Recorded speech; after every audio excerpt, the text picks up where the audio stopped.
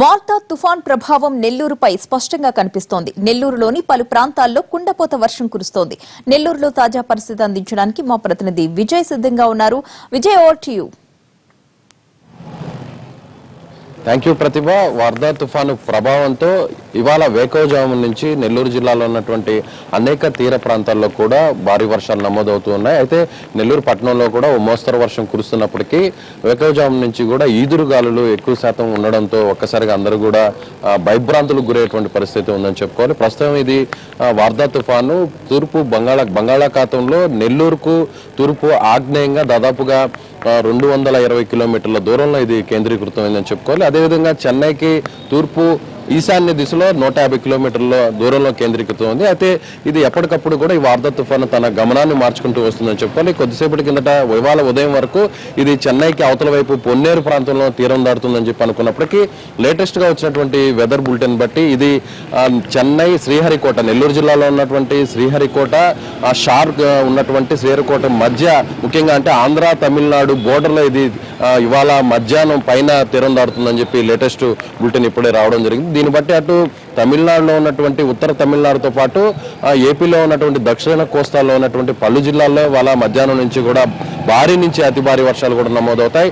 అయితే ఉదయం నుంచి కూడా జిల్లా వ్యాప్తంగా సూలూరుపేట మండలం కావచ్చు, అదేవిధంగా తడ ప్రాంతం కావచ్చు, ఏదైతే తమిళనాడుకు ఆనుకుని ఉన్నటువంటి నెల్లూరు జిల్లాలో ఉన్న ప్రాంతాలు ఉన్నాయో వీటన్నిటిలో కూడా భారీ వర్షాలు నమోదవుతూ ఉన్నాయని చెప్పుకోవాలి. అయితే మధ్యాహ్నం ఇది తీరం దాటే సమయంలో ముఖ్యంగా ఇది సివియర్ సైక్లోన్ గా ప్రస్తుతం అయితే ఉందని చెప్పుకోవాలి. తీవ్ర తుఫానుగా ఉన్నటువంటి ఈ వార్దా తుఫాను ఇది తీరానికి దగ్గరకు వచ్చే కొద్ది కూడా ఇది మరింత బలహీనపడుతుందని చెప్పి ఇప్పటి వరకు కూడా వాతావరణ శాఖ అధికారులు చెప్తున్నారు. అయితే కేవలం ఇప్పుడు చెన్నైకి ఇది 150 కిలోమీటర్ల దూరంలోనే ఇది కేంద్రీకృతం అవడం, ఇది మరింత ముందుకు వస్తుండడంతో ఇప్పటికి కూడా ఇది తీవ్ర తుఫానుగానే కొనసాగుతుందని చెప్పుకోవాలి. అయితే ఇది తీరానికి ఇదే స్థాయిలో తీవ్ర తుఫానుగా కానీ తీరాన్ని తాకితే మాత్రం ఖచ్చితంగా ఒక రకమైనటువంటి చాలా విపత్కర పరిస్థితులను ఎదుర్కోవాల్సినటువంటి పరిస్థితి ఇక్కడ ఏపీలో కావచ్చు, అదేవిధంగా తమిళనాడులో కూడా ఉందని చెప్పుకోవచ్చు.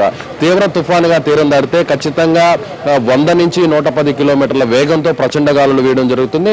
ఒకవేళ లేదు అది బలహీనపడి మామూలు తుఫానుగా తీరం దాటితే కేవలం 60 నుంచి 70 కిలోమీటర్ల వేగంతోనే ఈదురుగాలులకి ఇస్తాయి. ఏదేమైనా కానీ భారీ వర్షాలు మాత్రం ఇప్పటి వరకు దక్షిణ కోస్తా జిల్లాలో ఉన్నటువంటి నెల్లూరు కావచ్చు, అదేవిధంగా ఒంగోలులో ఇవాళ మధ్యాహ్నం నుంచి కుండపోత వర్షంతో కూరవచ్చు. కేవలం కొన్ని గంటల వ్యవధిలోనే 15 నుంచి 20 సెంటీమీటర్ల వర్షపాతం కూడా నమోదవుతుందని వాతావరణ శాఖ అధికారులు చెప్తున్నారు. ప్రస్తుతం మనం నెల్లూరులో ఉన్నటువంటి కలెక్టరేట్ లో ఉన్నాం. ఇక్కడ నిన్న సాయంత్రం నుంచి కూడా అధికారులు పూర్తి స్థాయిలో అప్రమత్తమని చెప్పుకోవాలి.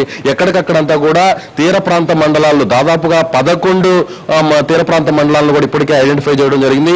ఈ 11 మండలాల్లో 125 గ్రామాలు ముఖ్యంగా ప్రభావిత గ్రామాలుగా గుర్తించడం జరిగింది. సూలూరుపేట అంటే తమిళనాడుకు ఆనుకుని ఉన్నటువంటి సూలూరుపేట, అదేవిధంగా తడ, అదేవిధంగా వాకాడు, కోట, దాంతోపాటు చిట్టమూరు, ఈ 7 మండలాల్లో ఎక్కువ ఎఫెక్ట్ ఈ వరద ఎఫెక్ట్ ఉంటుందని చెప్పి అధికారులు ఇప్పటికిప్పుడైతే మాత్రం అంచనా వేస్తున్నారు. అయితే ఉదయం నుంచి కూడా ఇది శ్రీహరికోట, అదేవిధంగా చెన్నై మధ్యలో తీరం దాడుతుందన్నటువంటి లేటెస్ట్ వెదర్ బులెటిన్ రావడంతో ఒక్కసారిగా నెల్లూరులో ఉన్నటువంటి అధికార యంత్రాంగం అంతా కూడా పూర్తి స్థాయిలో అప్రమత్తమైందని చెప్పుకోవాలి. ముఖ్యంగా ఇక్కడ మనం ఒకసారి విజువల్స్ లో కూడా చూడొచ్చు. ప్రస్తుతానికి మంత్రి నారాయణ నిన్న సాయంత్రం నుంచి కూడా ఆయన మంత్రి నారాయణ, అదేవిధంగా జిల్లా కలెక్టర్ ముత్యాలరాజు, అదేవిధంగా ఎమ్మెల్సీ బీదార్ రవిచంద్ర కూడా ఇక్కడే ఉన్నారు. మనం ఒకసారి విజువల్స్ లో కూడా చూడొచ్చు. లైవ్ లో ఇక్కడ ఉన్నటువంటి అధికారులందరూ కూడా ప్రత్యేకమైనటువంటి కంట్రోల్ రూమ్ ఏర్పాటు చేయడం, ముఖ్యంగా స్పెషల్ ఆఫీసర్ గా వచ్చినటువంటి శ్రీధర్ కొద్దిసేపటి కిందట ఆయన ఏదైతే ప్రభావిత ప్రాంతంగా ఉందో సూలూరుపేట ప్రాంతానికి వెళ్ళడం జరిగింది. ముఖ్యంగా ఎన్డీఆర్ఎఫ్ బృందాలు కూడా 3 బృందాలు ఇక్కడికి రావడం జరిగింది. ఈ 3 బృందాల్లో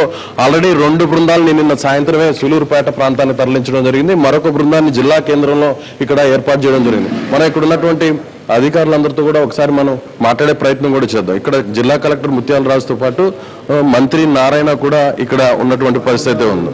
మనం ఒకసారిగా ఇక్కడ విజువల్స్ లో కూడా ఒకసారి మనం పరిశీలించే ప్రయత్నం కూడా చేద్దాం. వరద తుఫాన్ ఎప్పుడు తీరం దాడుతుంది అనేటువంటి విషయాన్ని ఇక్కడ ఉన్నటువంటి అధికారులు, ఎమ్మెల్సీలతో కూడా మనం మాట్లాడే ప్రయత్నం. చెప్పండి సార్, ఇప్పుడున్నటువంటి సహాయక చర్యలను మీరు ఏ విధంగా ఇప్పటి వరకు కూడా అలర్ట్ చేయడం జరిగింది?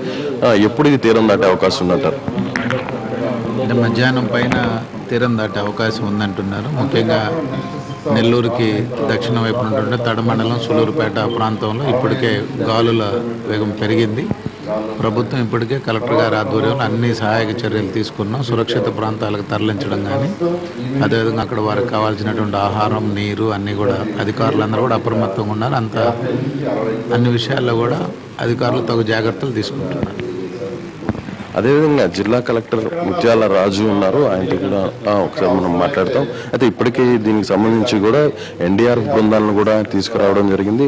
అదేవిధంగా జిల్లాలో ఉన్నటువంటి తీర ప్రాంత మండలాల్లో 11 మండలాలని ఇప్పుడు అలర్ట్ చేయడం జరిగింది. ఏదేమైనా కానీ నెల్లూరు జిల్లాకు సంబంధించినటువంటి 11 తీర ప్రాంత మండలాల్లో ఉన్న 125 గ్రామాల్లో, అదేవిధంగా ప్రత్యేకంగా ఫైర్ డిపార్ట్మెంట్కి సంబంధించినటువంటి 200 మంది సిబ్బందిని ఆల్రెడీ అలర్ట్ చేయడం జరిగింది. ఏదన్నా ఒక్కసారిగా అత్యధిక కుండపోత వర్షం కురవడం, అదేవిధంగా ఒకవేళ ఏదైనా తీరం దాటినప్పుడు ప్రచండ గాలులు వీచితే ఏదైనా డ్యామేజ్ అయినప్పుడు కూడా అన్ని శాఖల అధికారులతో ఇక్కడ సమన్వయం చేయడానికి 24 గంటల పాటు ప్రత్యేకమైనటువంటి కంట్రోల్ రూమ్ కూడా ఇక్కడ ఏర్పాటు చేయడం జరిగింది. ఇది వర్ధా తుఫానుకు సంబంధించినటువంటి నెల్లూరు నుంచి లేటెస్ట్ అప్డేట్.